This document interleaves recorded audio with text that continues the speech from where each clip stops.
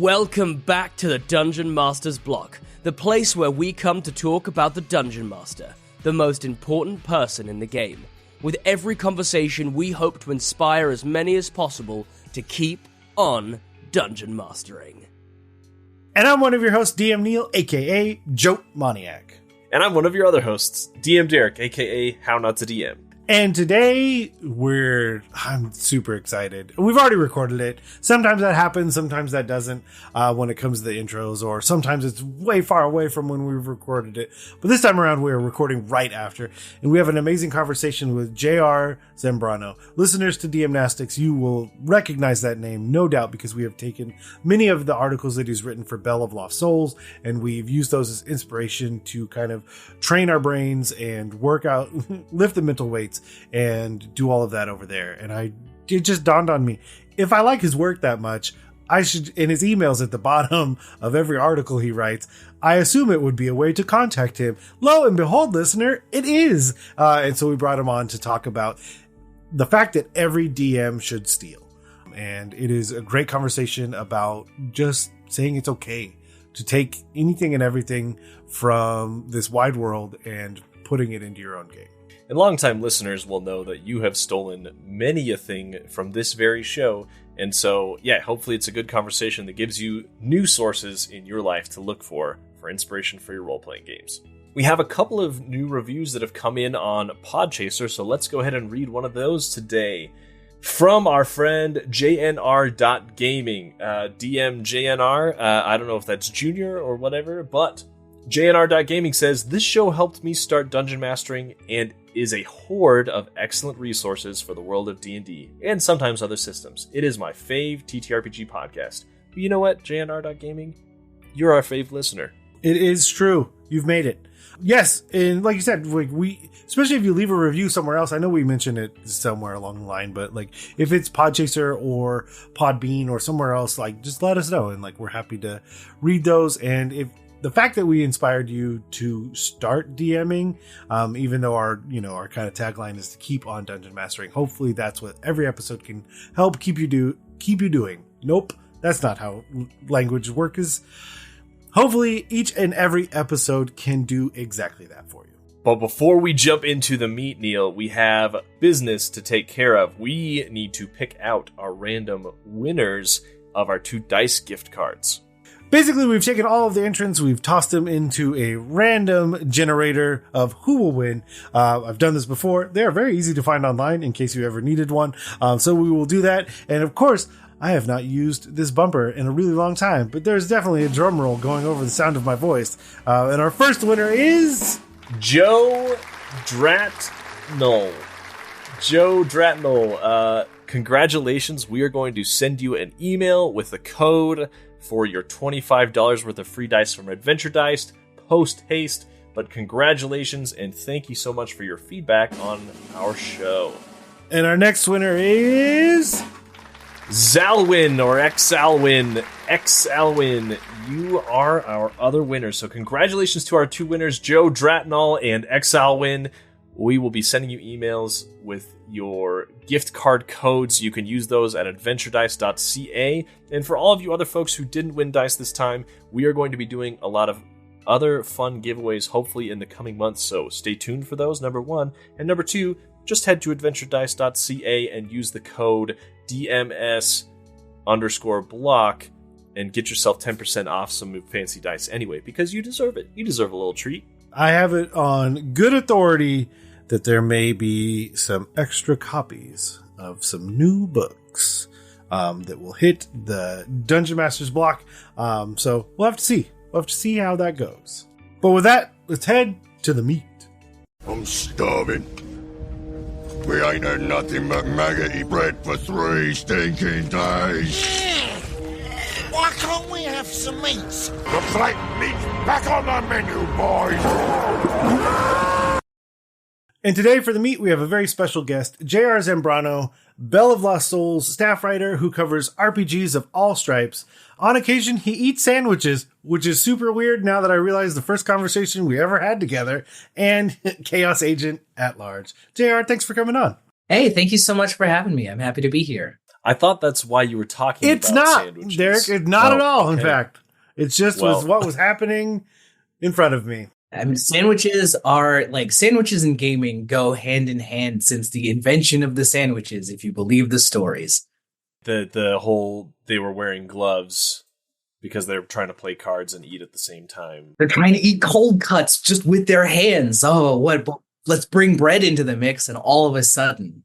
It's also, I feel like I've talked about this on the podcast recently, but it's also the kind of thing where you set it up and everyone's like, oh, the food was amazing. It's like, it was a sandwich bar. If at the end of it, you didn't like it, it's because you made a sandwich that you didn't like. At the end of the sandwich bar, you should have something that you want to eat because you picked all of the things that went into it. Unless the ingredients are bad, but you know. And well, none of us is immune to hubris. We've all tried these will definitely go together with ingredients. Yep. And you're like, yes. Yeah, mustard and, I don't know, like pickled radish. That'll be great. That sounds fancy. I'm going to elevate. No, you've made a mistake. You stick with what you know works, or, experimentation is for the home. Yep. Not a sandwich bar. I like it. Yes. So, JR, can you tell us a little bit about yourself? Yeah, so I am as you mentioned, I'm a staff writer at Bell of Lost Souls. I write articles focused on tabletop role-playing games primarily, and the occasional video game that touches on that. Thank you, Baldur's Gate 3, for making 2023 an easy year for me.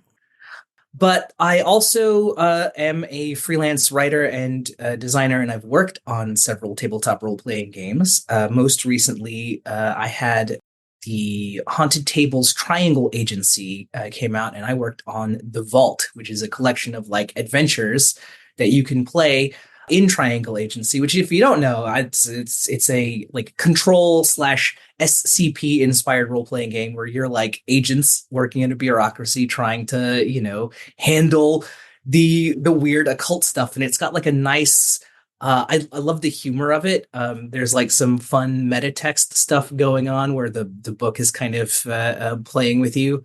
And I wrote a murder mystery for it. Once we're done, you'll definitely send over the link. And if anyone goes into the show notes, we'll definitely have a link over to that as well. Awesome. Well, and on that same topic, then, is there anything that you're currently working on, and we'll throw out the NDA level caveat, that you can tell us about? No. Cool. I wish I could, but no. I mean, yeah, it sounds like you've wrapped up some really cool stuff recently. So yeah. The Triangle Agency I'm very excited. It's a good example of how an idea can transform over time. Where it started and where it ended are two very fun places. And the folks at Haunted Table were absolutely amazing to work with and are just inspired. So check out their stuff. Okay, that means we'll go straight to a surprise question. And my surprise question is now immediately and can only be sandwich related. So, okay, what is the best sandwich you've ever had? Oh, the best sandwich I've ever had. Okay. And you can put your own caveats as to framing as to why. You can set the scenario up as much as possible. It is 11 a.m. in New York City. I am walking down the streets hungry.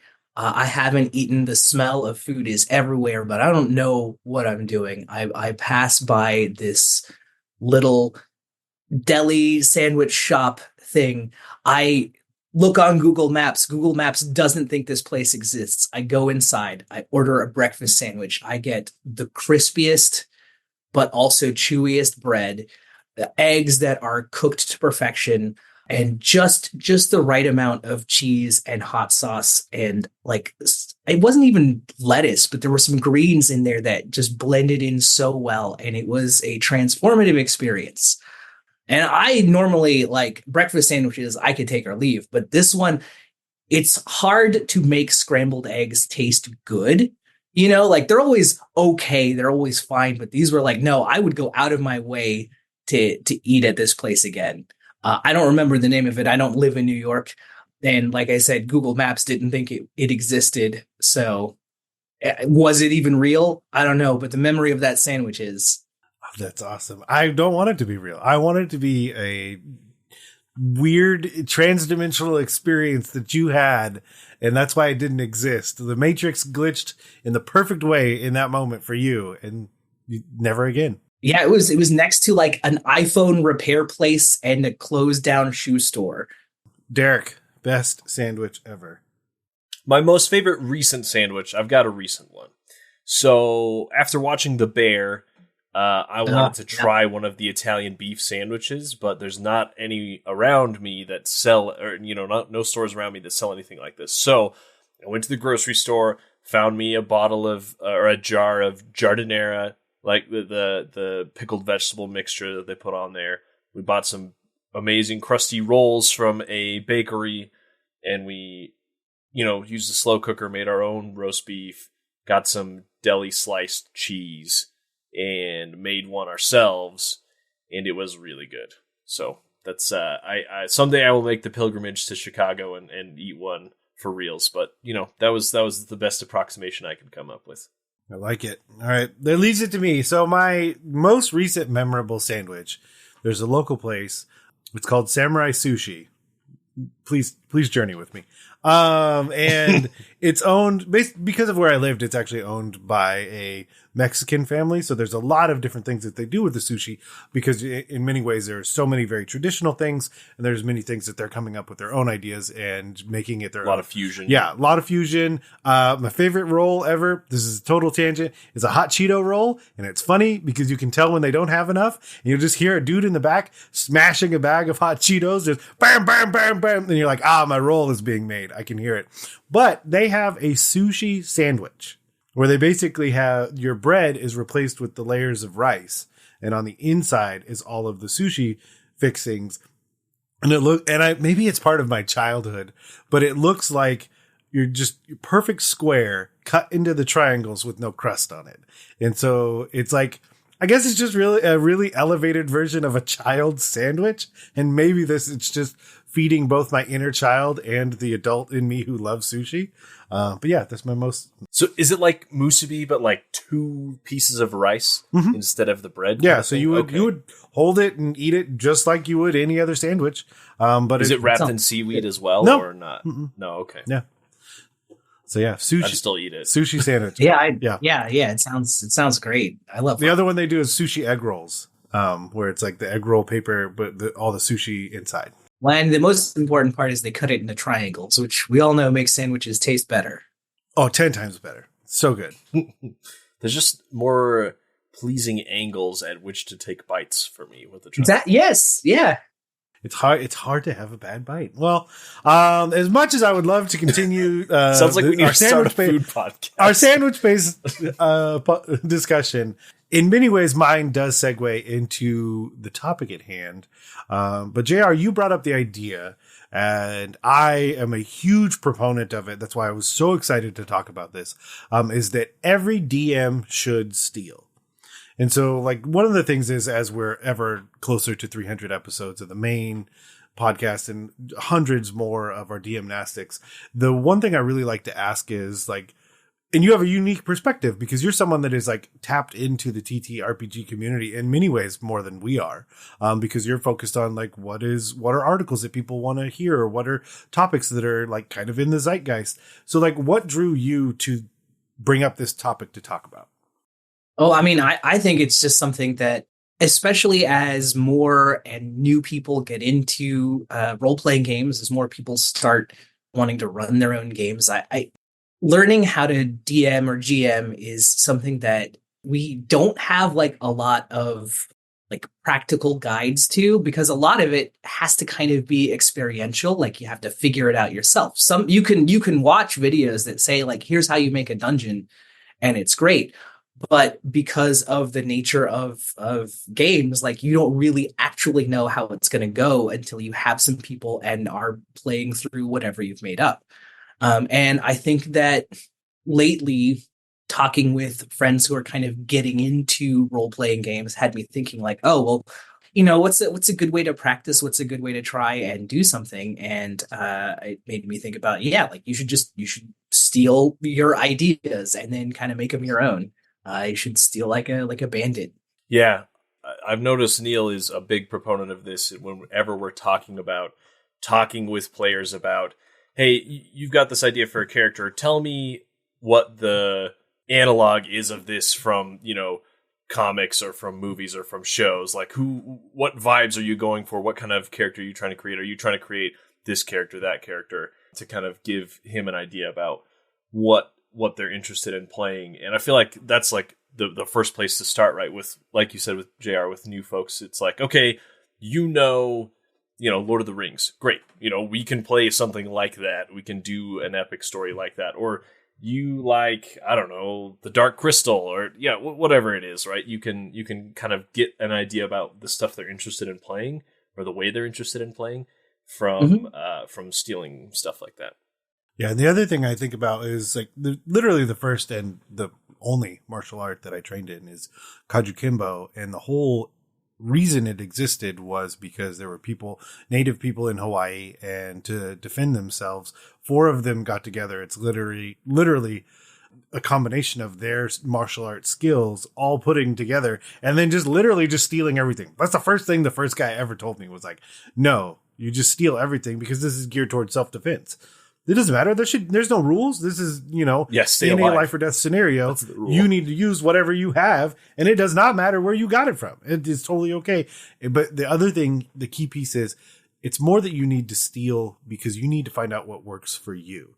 And JR, I think that's the big thing that you're kind of hitting on, is like, you can listen to every AP that's ever out there. Mm-hmm. You could read every GM advice book that's ever out there and find out none of it works for you.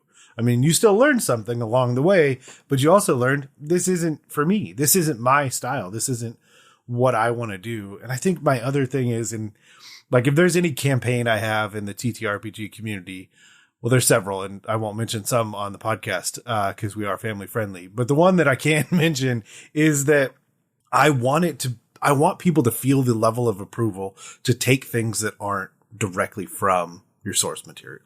It doesn't necessarily have to be from Wizards, but I know people approach it that way. But I want people to take that ownership of their own games and their own style, and because that's the most important part to me, is that you do have these new voices and these new people coming in, and I'm so excited about that because then everything changes, everything gets to be better. But if everyone just is beholden to the same rules and laws, then we're all playing the same game, and I don't think that's as interesting. Well, and two, like something you've just said about new voices and kind of going outside of Wizards, go outside of genre too, right? I think taking inspiration from stuff that maybe isn't traditional, sword and sorcery fantasy is another great way to just kind of inject some fresh life into your game. I think every DM at some point should steal the Magnificent Seven / the Seven Samurai, just to it and have a lesson of okay, what am I going to do to make this thing fit into the confines of a D&D game, and forcing yourself to have to adapt stuff that is outside the normal bounds to see how they work and how you would want them to feel in the game kind of makes you, it grows you, it takes you outside of just what's in the book and kind of expands the possibilities of what you can do at the table. So, maybe you're the kind of DM that in the situation of you're protecting a village from bandits would come up with oh, here's some rules for how you could train villagers to fight. And then you have a little training mini game or something like that doesn't exist anywhere else, but at your table right then and there. Or maybe you're the kind of DM that would be ooh, and I'll, in the woods around the village where the bandits are, I'll set up some different encounters that the players can go and try and find. And if they do that, then, the next sequence will be a little easier or harder depending on how they do. And now you've got this sort of mission dependent system that you've, again, created from not nothing, because you're kind of using the rules of the game and you're using the narrative framework that and then you're kind of mashing them together and making something that only you, the DM or whoever kind of working on this stuff could do. I think it's something that we don't often say in the role-playing games industry, but every game is kind of, even if you're running strictly by the book, every game is its own sort of individual instance The scenario you're running, even if you're running a published adventure, it can only happen it's the only version that could happen between like you and your players. Every adventure is unique to the people that are there. Yeah, you could run the same one shot 1,000 times, and each group, with 1,000 different groups of players, and each group's going to do something different. Mm-hmm.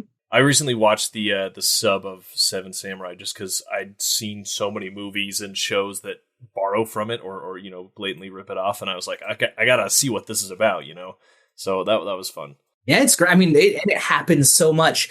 It's like in cartoons and stuff too. Yep. There's an episode of the Clone Wars that's basically just the Seven Samurai. There's an episode of Star Trek. Yeah, Star Trek. Yeah, it's like everywhere.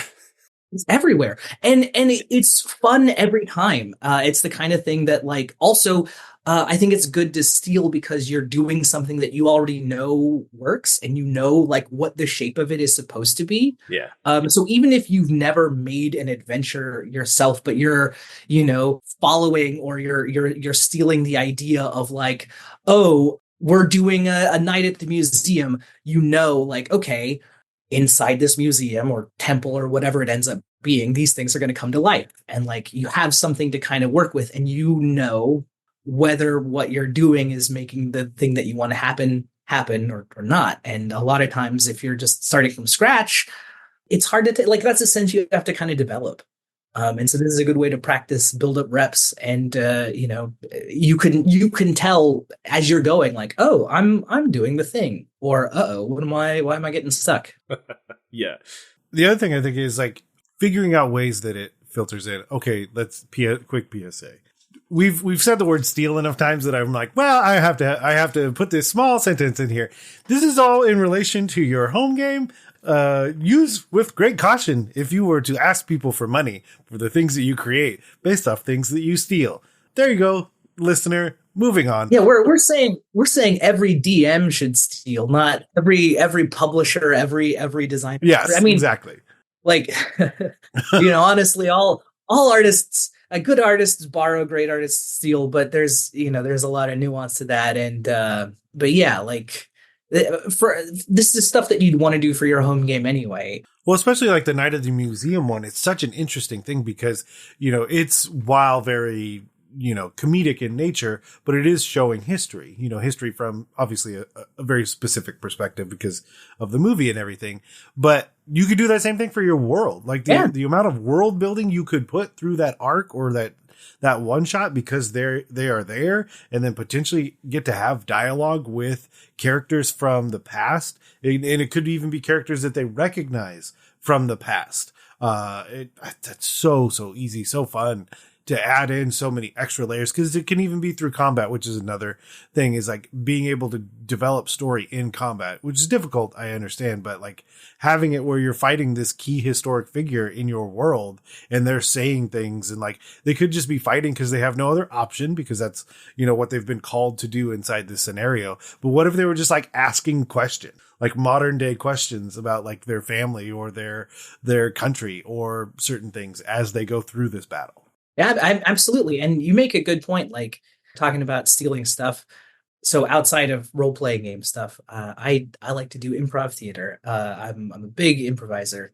It's just a ton of fun. Dropout TV is big for a reason. And I think, if you're listening to this, like, oh, should I try improv? Yeah, you probably should. There's definitely all sorts of places you can find it. But there's a principle that we talk about that goes, hold on tightly, let go lightly, which is basically like, don't, and it kind of applies to D&D as well. Like you want to have like an idea of what you're doing, but then you also want to let stuff happen, as you're playing, right? Like it's the whole like, oh, what makes railroading feel like railroading as opposed to like the DM had a plan and we're following it, but we're the ones that are making a lot of the choices or it still feels like, agency is there or like decisions can happen or change is possible, even if you're kind of on a roller coaster ride.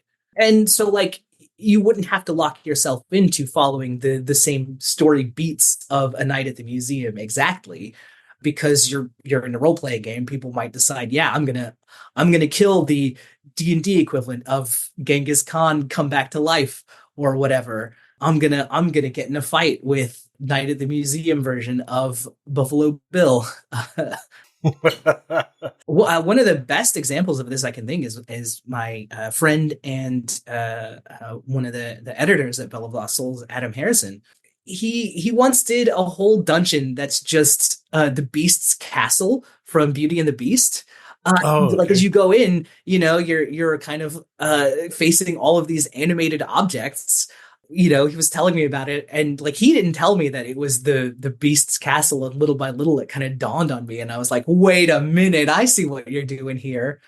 It was amazing, but it was like you're not there to save the servants. This was just like a wizard's castle where everyone had been cursed, and now they were twisted, animated objects that you had to fight your way out of or whatever. I love it. The thing that keeps coming up, and I definitely need to reframe it and bring it into modern times. I know a lot of people would describe PCs as plot corruptors, but that basically is like you have this story in your mind, but you're engaging in that story with these, with however many, is it 3 to 10 other people? In many ways, I realize for me, like the way I probably view it is plot correctors, because like I really don't know what's going to work. And in the same way, like I do personal training, I wrote some terrible exercise programs, by the way. And it seems like, this makes so much sense to me on paper. And then like going all the way back around, like it's that experiential thing of I then start having actual people actually do it and realize it is bad, like extra special kind of bad. But then I'm like, okay, then I got to change it. What is something I can do different in this moment? What are the things that I can change? What are the other experiences that I can steal from? Be it, mechanics, be it, different genres that I've seen, and bring that in to adjust and basically correct the plot that we're now still going on. And kind of along that lines, right? Like the people are still coming to you for an exercise program, right? Like that's what they want. People are coming to their DM or their GM for a story that they can kind of take part in. Some of the hardest campaigns to run are the ones where you're like, all right, well, I've sort of made a world. You've made your characters. What do you all do? We want there to feel like there's a world where stuff is happening and a story is taking place that we are kind of stepping into and, running around and doing stuff in. And if like nothing was happening, or if it felt like, the only stuff that ever happens is where we sort of push as players, then it just feels like, it's just a holodeck, right? Like it's just whatever I'm interested in is the only thing that's happening. Like we want, as both players and DMs, to be surprised by the stuff that unfolds in the moment, by like letting the story feel like it's a real living thing. And as a DM, one of the best things you can do is realize like, the stuff I had isn't working, or the stuff that like was going on right now isn't working, but everyone seems interested in this other thing over here. Let's kind of shift focus on that, and how do we roll it in? And like there's a lot of by the seat of your pants adjusting stuff. Well, I mean, and we've definitely said it on the podcast before, but the number one place to steal stuff from is your players, first and foremost. Always just take their stuff and then just fold that back in. That is by far my number one. Well, part of it is also just like backstory and all those things. But I am trying to think of like a lot more of the external stuff. So then the other question we have is like, is there firsthand accounts basically of things that we've stolen? And it could be success or failure in that regard. But are there things that we've taken from other genres, other TTRPGs, and folded them into our game? I mean, how long do we have? Yeah, hey, we're good. Like, about half of my games are stuff that I've just blatantly stolen from other places because it's fun, Well, I'll start with the Dungeon Dudes. There are a couple of YouTubers who make content about D&D and then some other games. They were, or I guess they still are, in the middle of an actual play called The Dungeons of Drakkenheim. And they started it a few years ago, and then after it became very successful, they started working on a campaign book for it. But before that book even came out, I just basically blatantly ripped off the premise of the game itself, which is a magical, mystical meteor has destroyed a city, and like 20 years later, there's monsters roaming the streets, and there's like poisonous gas and all sorts of stuff. So it's very post-apocalyptic, but there's like mysteries to be uncovered in the city. And so I just like took that as my Act 3 for one of my games. I said, oh, that's really fun. None of them listened to it, so they're not going to know. And yeah, boom, there's this meteor, and let's see what happens. So that was super fun. And I feel like it helped me explain a lot of like, hey, why is this monster here? Why is that monster here? Well, because of this, crazy magical energy that's swirling around. And it led to a lot of really fun moments. And it went very differently than their game, the source material, because it was mostly just the premise I was interested in, and seeing, what my players would explore and do, but very successful and a ton of fun. Oh yeah. I mean, often it's just like one or two little things that you're like, oh, that idea is really cool. Yeah. I'm going to use that in my game. That made me think of, I started a campaign once with, God, do you remember Diablo 3's opening? Where there's like a meteor that like comes crashing down, and you go and it turns out, hey, it's Tyrael, and there's like a sword and everything. Yeah, and in the first dungeon you go, and then oh man, you went down the right alley with this guy. Well, I basically was like, yeah, a star falls, and now you and it's a sword, and we kind of went from there. And like it was wildly different from what the plot of Diablo 3 was, but like that moment was just like it was something that inspired me, and I was like, oh yeah, that'll be cool. And also, Derek, you mentioned something real good for this kind of stuff. Look for stuff that your players probably wouldn't have seen, because I mean we've all seen Lord of the Rings or like the Marvel movies or something like that, so people will catch on, and it's not a bad thing if anyone realizes like, oh, you're doing that. Like, so a lot of the fun is recognizing like, oh, we're in the castle from Beauty and the Beast right now. I can't wait to go tell my friends. But if you want to like really have fun, or like do it with a flourish, go watch some weird obscure thing that you like, right? And that's the important thing, is it's something that you find interesting and are like, oh, I think this is really cool. And then you come like a thieving little magpie to show off the shiny baubles to your friends, and they're like, oh, this is cool. Yeah, I love old sci-fi movies and old westerns. I don't know, there's just a ton of stories to be had in a bunch of old movies that most people just will not watch, that I will. So 100%, yeah. There's so much in it. Like my wife is frustrated often by this, but like I'm not usually drawn to watch something that I've watched before, because for me and like my sensibilities, there is so much good stuff. Granted, there is a lot of bad stuff as well, but there is so much good content that's being released day in, day out, that like, I'm like, no, I've watched that before. I'd like to keep going forward, see where the end of Netflix really is, that kind of thing. But like, so for me, I'm always looking for something I haven't seen.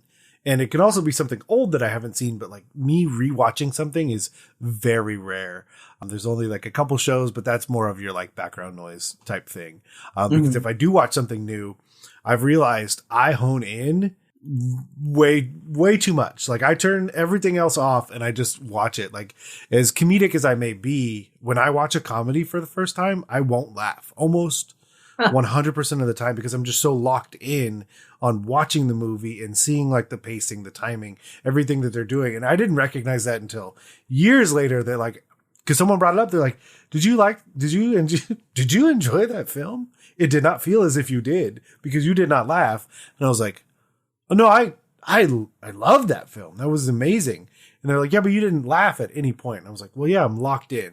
So I would also say that like, if you are trying to experience media, and I am preaching to myself as much as anyone else, try just letting it be exactly what it is, not trying to watch other things, not trying to do other things.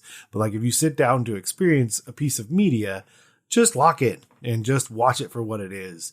You don't want to sit on your couch watching an award-winning, like critically acclaimed show while you're trying to figure out what to get on DoorDash, and then it's 9:00 p.m. and you're like, I guess I'll just go eat cereal. Yeah, and you're just like, well, I wonder if I should spend that extra $1 on Candy Crush. It's like, How am I on episode 4 of this? What's happening? All right. mm-hmm.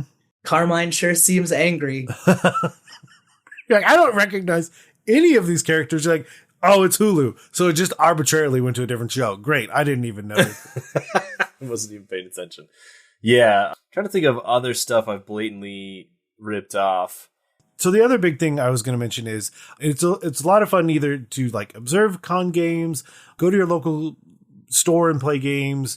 You're going to take something away. It's either positive or negative based on the DM experience that you're going to have. And both are totally fine. It's not throwing shade necessarily at anyone that's DMing at those places. They're doing the good Lord Moradin's work and being there and introducing people into the game.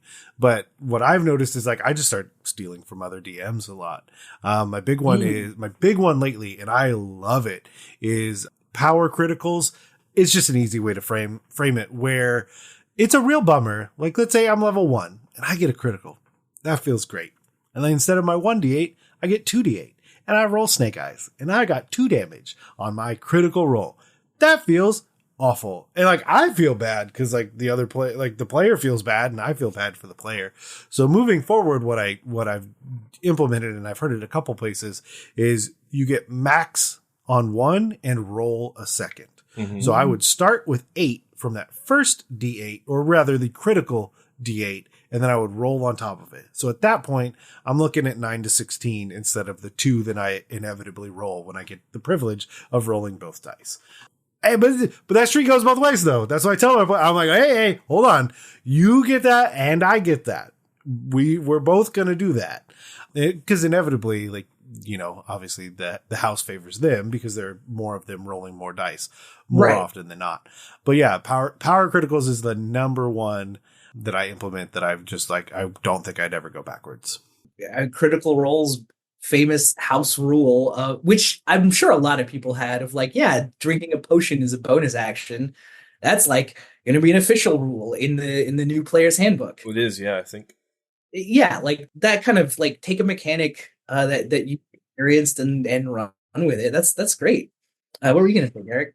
I was just going to say the kind of the whole premise of my last podcast, How Not to DM, was this, like, what do you do as a dungeon master? What works for you? What doesn't work? What are some fun things you've tried? And I would, I'd steal from the folks who I had on all the time because they have a lot of good ideas and a lot of experience. So I also love stealing from DMs and taking perspectives and ideas they've got. Like you said, Neal, earlier, not all of it's going to work. Sometimes none of it works, but, you can't but try. And usually if you've got a friendly home group, they're willing to experiment with you. Another one I really like is rolling death saving throws in private so that, the player will roll it themselves, but none of the rest of them know what's going on. I feel like that kind of ramps up the pressure to heal your fallen allies. Inspiration is kind of unofficial, but a lot of people use that. But yeah, I love taking little things from other people's games too, stuff they do that makes my game more streamlined. Well, it's kind of like, it's how we evolve, right? Like some mutation happens and then it's successful and then it kind of gets copied again, not maybe as intentionally because it's DNA or whatever, but like, yeah, I mean, weird things happen that are not like expected in the texts, but then you're like, oh, actually, I like this. That's what stealing, quote unquote, is really. It's finding what inspires you and then kind of feeling empowered to take your inspiration and run with it and see where that takes you. Do you have anything you've stolen that you've really enjoyed using or something, some plot or something you've stolen, JR? Oh, yeah. So I'd like jump to the Seven Samurai because like that was my, like in the early days of me running D&D, I was my group's forever DM. Like I would just do that in every campaign.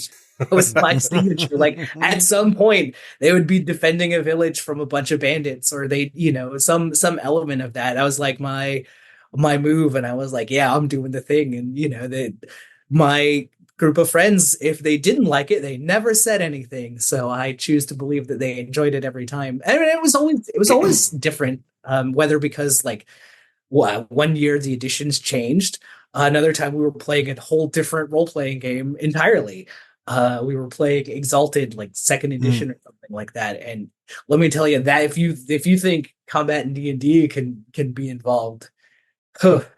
But that's another place I've stolen stuff from, is from other games, right? Yeah. I've taken stuff like oh gosh. So I more recently have just taken the idea of like mixed successes or mixed failures or whatever, like the success Powered with by the the apocalypse kind of thing. Yeah, all that all the sort of narrative first or fiction first kind of role-playing games love that stuff, and I'm like, yeah, that's because it's good and it's really good to do. Kids on Bikes is another, that's one of my favorite RPGs for a one shot like ever, because it's so easy to pick up and play and people kind of know what they're getting into. But also it has some great advice on how to kind of do stuff collaboratively based on your roles. Like you'll roll and then be like, hey, what do you find? And so I've done that in D&D, and it's amazing. Speaking of, we get to move into homework, which I feel like is definitely, all three of us could sit here and do this for probably several hours. Oh yeah, of things that we should advise people to go and watch. I will start us off by immediately contradicting something that I've said previously, which feels great. But it is a project so the GM Tim has been on here several times. He started 2 steps back. Again, now my wife will be very happy that I've now done this and told the story in the correct order, as she would say. But the idea that 1999 is the best year for movies, bar none. It's a pretty strong debate on the internet. And after compiling the list in 99, The Matrix. Oh, if you want to get me started, first off, there's a Prince song called Party Like It's 1999. And so there's a giant spreadsheet, and the project is basically called Watch Party Like It's 1999. I've heard that, the 90s was just so good for films because so many of these companies were just throwing money at whoever to make whatever weird thing. And then as the industry shrank again in the early 2000s, or as stuff was getting, I don't know, they just tightened their budgets, and then all of a sudden it was all remakes and sequels again. So it's interesting that you say it and frame it that way, because this is like a truly like mini genre setting or genre defining movies came out this year. It's the year that Blair Witch Project came out. It's the year that debatably one of the best Star Trek movies came out, aka Galaxy Quest. Oh yeah, no way, 99. Oh yeah, man. The American Pie, The Matrix, 10 Things I Hate About You, Bicentennial Man, Dogma came out that year.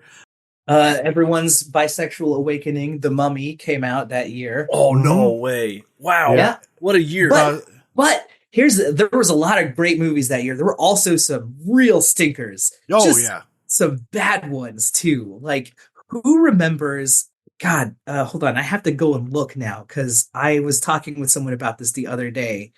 Oh yeah, Wing Commander. Which I love the games, but that's Derek hasn't seen that good movie. I can't say I know what this is. Yeah. That's okay. Yeah, Wing Commander, Wild Wild West. The World Is Not Enough from James Bond. Also not great. I remember the Burger King toys for Wild Wild West. I've seen it since, but I was 8 years old in 99, so... Yeah, The Iron Giant, The Green Mile, The Boondock Saints. Let's see, what else? Yeah, this is me just like quickly going through Office Space, which I feel like is truly defining for a certain set of people. Yes. But yeah, Fight Club is in this mix as well. But the one that I'm actually going to get around to now that I'm here is what I would debate is one of the best written and then way over budgeted D&D movies of all time, The 13th Warrior. Oh, yeah. It is literally the best scene of how you could illustrate a person learning a language that they do not know. It is from start to finish. It is just, it always takes one step forward. It is not like the world's gift to movie writing. It is not it is by no means super critically acclaimed, but as an example of a way to write a D&D campaign, this thing just takes one step forward every minute of this film until you are done. And so I would say, yeah, if you have not seen The 13th Warrior, please go see The 13th Warrior. Phantom As Menace. opposed to the very next year in 2000, when arguably one of the worst written Dungeons and Dragons movies, aka Dungeons and Dragons movie, came out. Yes, with a 7-foot dwarf. The guy was fine character wise, but I'm like, we didn't do any, which is also wild because it's like that same year you're having Lord of the Rings come out and John Rhys Davies, who's huge, as Gimli. Hasn't he 6'5" or something? He's so big. He's so big that they didn't have to reframe him in comparison to the 4 actors as the hobbits. They were all one frame. The 4 of them were so short to represent halflings and hobbits, and he was that much taller than them to easily be recognized as a dwarf if they just reframed them all 5 together. So yeah, he's huge. Well, this would be the 25th anniversary of all of these films this year, so I feel like we missed the opportunity to make that podcast as well, where we rewatch all of them. Oh well. Mm-hmm. Well, that's what Tim. I think I don't know what all Tim's settling on, but we're definitely going through a lot of these movies to experience those things from 25 years ago and kind of see. So now that I've presented the 13th Warrior, are there other movies or again other games, comics? Yeah, just pick one from that list. The Mummy you can't go wrong with. Dudley Do Right, since we're on Brendan Fraser. Blast from the Past, all three of which came out this year. Encino Man. Go watch Encino Man, and then tell me how you're going to steal that and put that in your D&D game.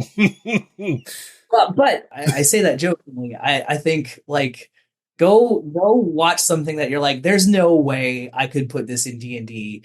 And then just try and see if you can. Go watch Ingmar Bergman's The Seventh Seal, a 1957 movie about where death, as he looks in Bill and Ted's Bogus Journey, shows up. Nice. Yeah, that's why I know that movie. Yeah, I would say the same thing. I'd say whatever you're in the middle of, book, video game, movie, show right now, you should pull out your notes app on your mobile device or computer or whatever, or your notepad, and just jot down some plot points or some of the characters, archetypes, that kind of thing. And yeah, see how you can shoehorn them in, because inevitably you're going to see something and you're going to be like, that's fun, or that's sad, or that's epic. And I want to replicate that. And here's how I can do it. Or if you feel like I'd do that differently, yes, also a great feeling, go with that. Yes, for sure. Another super important question. JR, where can people go on this World Wide Web to find all the things you're doing? Mostly you can find what I'm doing right now at belloflostsouls.net, where my articles are. I occasionally post on Twitter, but not really, or X, I guess. But, places on the internet aren't as fun as they used to be. So yeah, I'd say go there. If you want to follow me, my online handle is hard to pronounce, so I'll just give it to y'all to put in the episode description. Yep, and we'll definitely have that there. And listeners to DMnastics know very well that we appreciate all the work you're doing at Bell of Lost Souls, because it is wonderful inspiration for us to have continued conversations about what people. I mean, speaking of inspiration and stealing and all of this stuff, wild that I haven't brought it up, but taking the stuff that you've written and this is how you interact with articles. Go actually read them. There's a lot that's done in terms of SEO and specific things when it comes to titles and words and things like that. So you genuinely have to read the article if you want the thing, if you want to get the most out of it. So that's what we've done with, like I said, with a lot of your work. And that's why I reached out in the first place. Oh, I appreciate that. Thanks for reaching out. Thanks for having me here. It's been a pleasure talking with y'all. Yep. And I have little doubt, I will say with the utmost confidence, that we'll definitely have to have you back on. Oh yeah, anytime. Again, we just want to thank JR for coming on, spending some time with us, telling us about how to steal, what to steal, and all of those things, and the things we've stolen as well. If you want to hear a little bit more from JR, maybe about how he got into role-playing games, a little bit more about his writing career, then you can become a patron of DM's Block and get access to his extra little piece of his episode and all the other extra pieces we've recorded with our past guests. And of course, if you want to email us and let us know the things that you've been stealing and adding to your game and the success or failures therein, you can always email us at dungeonmasterblock at gmail.com. And of course, if you want your rating and review read online, you can head over to, I was trying to think of really stupid things to say. I really didn't come up with any of them, but you can head over to Apple Podcasts, Podchaser, Podbean, Anchor, Good Pods, Spotify, Good Pods, Bad Pods, Ugly Pods. That's Good, probably bad, and not ugly how they do it. Yeah. If you want to keep up with the DMnastics prompt or find out more about what's happening with us on the show, you can follow us on Twitter at DMS_block, or you can follow us on Instagram or Facebook or TikTok, and you can just have DM's block only in your feed forever and ever, and it will be great. I don't know what I'm saying. And as always, the Dungeon Masters Block is the proud member of the Block Party Podcast Network, where you can check out other shows like the GM Showcase, Dungeons and Dragons and Daughters, and more. Thanks for listening to the Dungeon Master's Block, the place where we come to talk about the Dungeon Master, the most important person in the game, the only person capable of playing God. I almost said killing God. Only person capable of playing God, killing characters, and lowering the egos of all the other people at the table. I'm DM Derrick. Where we're going, we don't need roads. I'm DM Neal. Good night, good luck, and keep on dungeon mastering.